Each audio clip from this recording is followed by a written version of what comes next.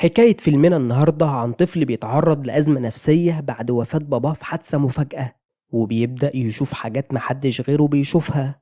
ولما مرات أبوه بتراقبه بتكتشف إن كل اللي بيشوفه حقيقة. بيبدأ فيلمنا مع ولد مراهق اسمه إسحاق وهو بيزور بيت والده القديم، وبيكون حزين وبيدخل أوضته القديمة وبيقعد قدام فتحة التهوية الموجودة وبيفتكر اللي حصل له بعد ما تعرض والده لحادثة عربية، وإنه فضل فترة طويلة جدا في غيبوبة. ولكن في يوم بتتصل إدارة المستشفى بلورا مرات باباه وبتعرفها إن توصيل جوزها بأجهزة التنفس ما بقاش فيه فايدة، وبتقول لها الإدارة إنه خلاص مات. وبتاخد لورا إسحاق علشان يودع والده وما بتقدرش تشوف جوزها ميت وبتنهار.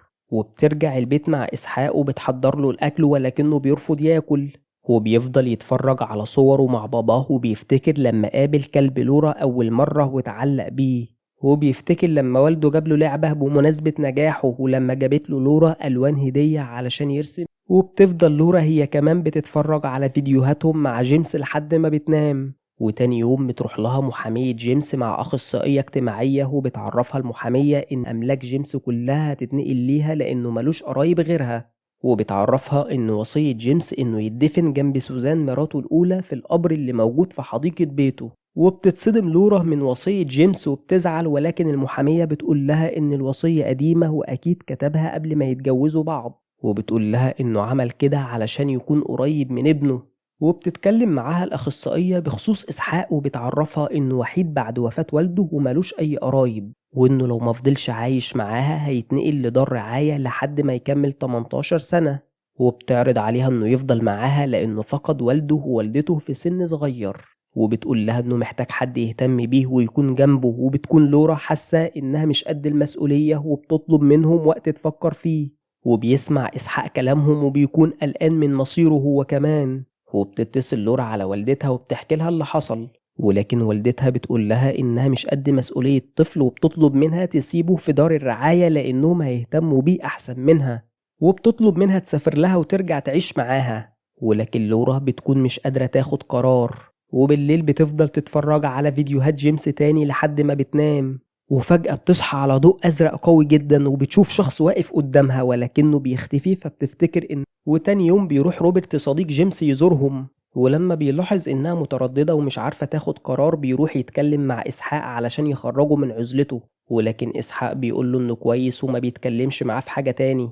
فبيودعه روبرت وبيقوله إنه هيرجع يزورهم تاني بعد يومين. وبيفضل إسحاق ساكت طول اليوم في أوضته وما بيعملش أي حاجة غير إنه بيلعب لوحده لحد ما بتروح له لورا تتكلم معاه وبتعرفه إن والده هيدفن في نفس القبر مع والدته. ولكن إسحاق ما بيكونش مقتنع إن والده خلاص مات، فبتخرج لورا من أوضته وبتفضل تعيط لحد ما بتفقد وعيها، وبتفضل نايمة على الأرض لحد تاني يوم.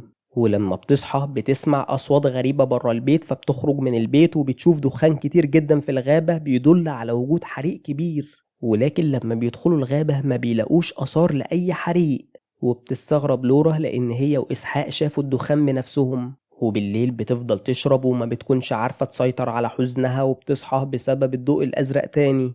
ولما بتمشي وراه بتدخل الغابة وبتشوف العربية اللي عمل جيمس الحادثة فيها، وفجأة بتشوف شبح جيمس قدامها. وتاني يوم بيكون ميعاد الجنازة وبتتنفذ وصية جيمس وبيدفن جنب سوزان وبيودعوا كل أصحابه. ولما كل الناس بتمشي بيرجع إسحاق لأوضته تاني وبيفضل يلعب. وبتكون لورا بتشرب تاني وبتبص على الغابة لحد ما بتفقد وعيها. وبيسمع إسحاق صوت موسيقى غريب، ولما بيخرج من أوضته بيحاول يصحي لورا. وفجأة بيبص الكلب تحت الترابيزة وبيفضل يعمل صوت وكأنه بيشاور على. وبتصحى لورا وبتشوف كائن غريب لونه اسود تحت الترابيزة وبتخاف على إسحاق وبتبعده عن الترابيزة وبتمسك سكينة، ولكنه بيخرج بسرعة وبيهرب لأوضة إسحاق وبيكسر الشباك وبيخرج منه.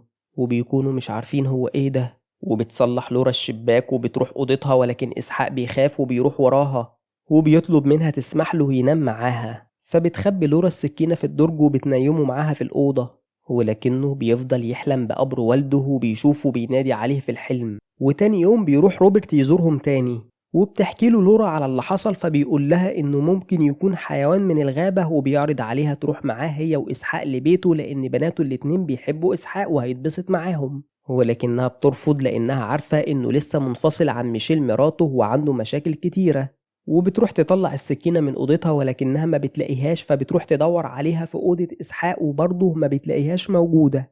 وبيفضل روبرت معاهم وبيحضر لهم أكل، ولكن إسحاق بيرفض ياكل، وبتكون لورا قلقانة عليه لأنه تقريبا ما بياكلش خالص ولكنه ما بيقدرش ياكل برضه. وبالليل بينام في أوضته لوحده وبيفضل يسمع والده بينادي عليه وبيسأله هو فين، فبيقول له والده يروح يقابله في الغابة.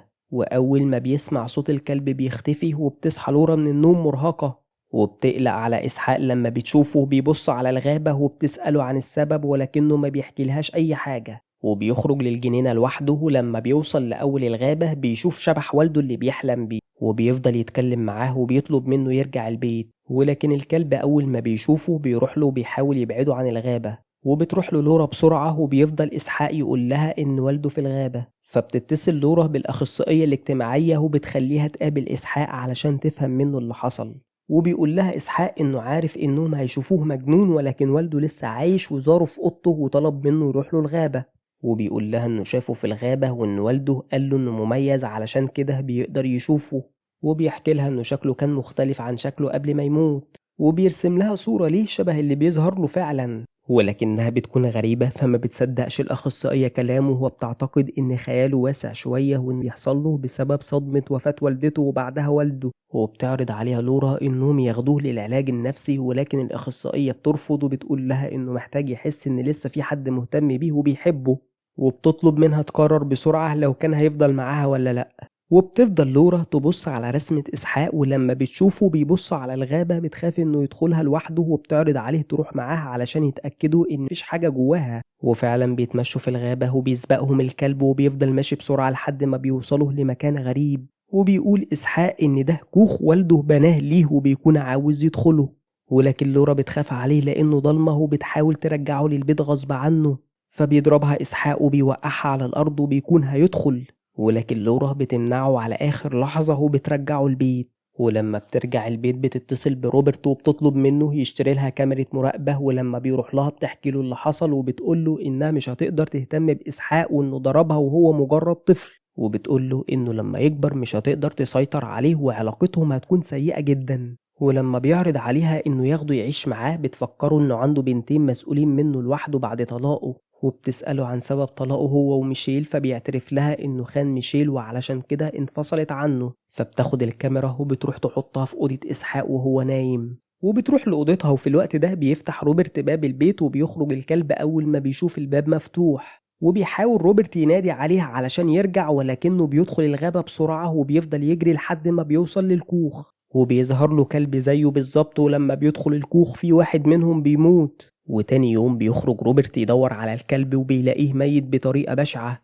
وبتطلب لورا دكتورة بيطرية وبتقول لها إن الكلب ميت بشكل غريب واحتمال يكون شخص هو اللي قتله بسكينة مش حيوان. ولما بياخدوه علشان يدفنوه بيلاقوا إن في حد بهدل قبر جيمس وقطع كل الزرع اللي كان حواليه. فبيرجعوا للبيت وبتفضل لورا تراقب إسحاق، ولأنها بتكون مرهقة بتحط مهدئ في مشروبها وبتسيب جهاز المراقبة. وفي الوقت ده بيكون إسحاق بيلعب في أوضته وفجأة بيسمع صوت والده ورا فتحة التهوية وبيشوفها بتتفتح لوحدها.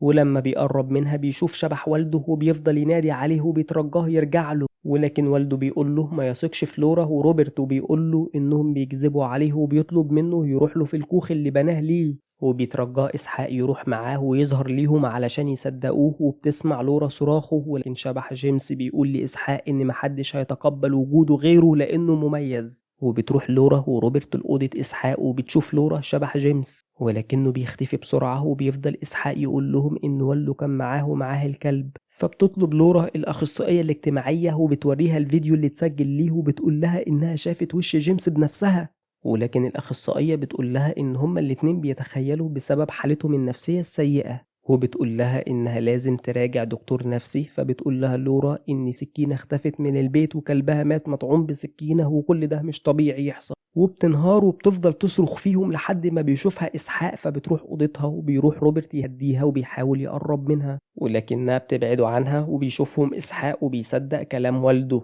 وبيروح له الكوخ وبيقول له إنه مصدقه، وبيطلب منه شبح والده يستدرج روبرت للكوخ. وبيفضل يقوله إنه مميز وعلشان كده هو الوحيد اللي يستحق يشوفه. وتاني يوم بيفطر إسحاق مع روبرت، ولما بتصحى لورا ما بتكونش فاكرة أي حاجة، ولكنها بتقول لروبرت إنها خلاص قررت إنها تسافر وهتسيب إسحاق، وبتطلب منه يعتذر لإسحاق بالنيابة عنها ويعرفه إنها مش هتقدر تتحمل مسؤوليته. وبيخرج روبرت مع إسحاق للغابة وبيفضلوا ماشيين كتير، وبيطلب روبرت إنهم يرجعوا للبيت، ولكن إسحاق بياخده من طريق مختلف بيوصل. وفي الوقت ده بتكون لورا في مكتب جيمس وبتشوف واحدة من تصاميمه وبتكون متطابقة للكوخ فعلا فبتقلق.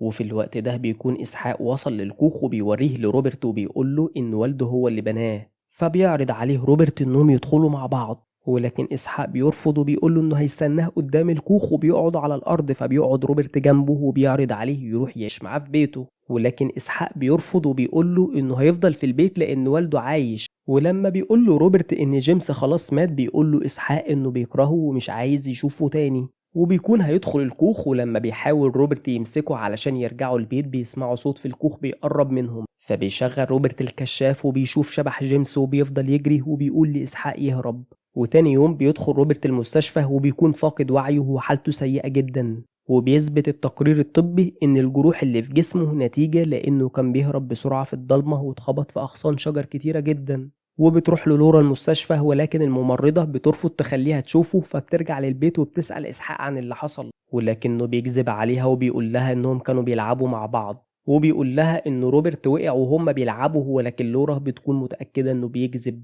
وبتسأله عن السكينة اللي اختفت وعن قبر والده، وبيعترف لها إسحاق إن هو اللي قطع الورد اللي حوالين القبر، ولكنه بيقول لها إنه ما يعرفش السكينة فين ولا قتل وبيعترف إن والده هو اللي طارد روبرت لأنه كان خايف، وبيعرفها إنه شافها مع روبرت. فبتعرفه لورا إن هي وروبرت مجرد أصدقاء، وبتعتذر له لأنها حاولت تتم معاه عشان يقدروا يعيشوا مع بعض لأنه ما ادهاش فرصة، وبتقول له إنها هتسافر تاني يوم ومش هترجع تاني، وبتعتذر له لأنه هيعيش في دار رعاية. وبتروح لأوضتها، ولما بيناموا بيدخل شبح جيمس لأوضة إسحاق وبيقرب منه، وفي نفس الوقت ده بتحس لورا إن في حد لمسها وبتصحى علشان تطمن عليه، ولكن لما بتفتح باب أوضته بيهجم الشبح عليها وبيوقعها بره الأوضة وبيصحى إسحاق. ولما بيشوف شكله الحقيقي بيفضل يصرخ وبيطلب من لورا تساعده، فبتدخل لورا الأوضة وبتحضنه وبيلاقي إسحاق السكينة على الأرض، وبيقرب الشبح منهم وبيحاول يسيطر على إسحاق ويقنعه إن هو والده علشان ياخده معاه. وبيكون هيقتل لورا، ولكنها بتاخد السكينة من إسحاق وبتفضل تطعن فيه لحد ما بيهرب. وبيفوق إسحاق من ذكرياته وبيروح للغابة وبيدخل الكوخ لأول مرة، وبيلاقي صورته مع والده وجنبها بيكون فيه هيكل عظمي غريب. وبيسيب كل ده وبيرجع للبيت اللي عايش فيه مع لورا اللي فضلت عايشة معاه وبقى يعتبرها والدته. وبينتهي فيلمنا وبنتعلم منه إن أشباح الماضي ممكن تدمر حياتنا كلها. ولو عجبك الفيلم ما تنساش اللايك والشير وتفعل زر الجرس، وسيب لنا رأيك في الكومنتات وقول لنا ايه الأفلام اللي حابب إننا نلخصها لك.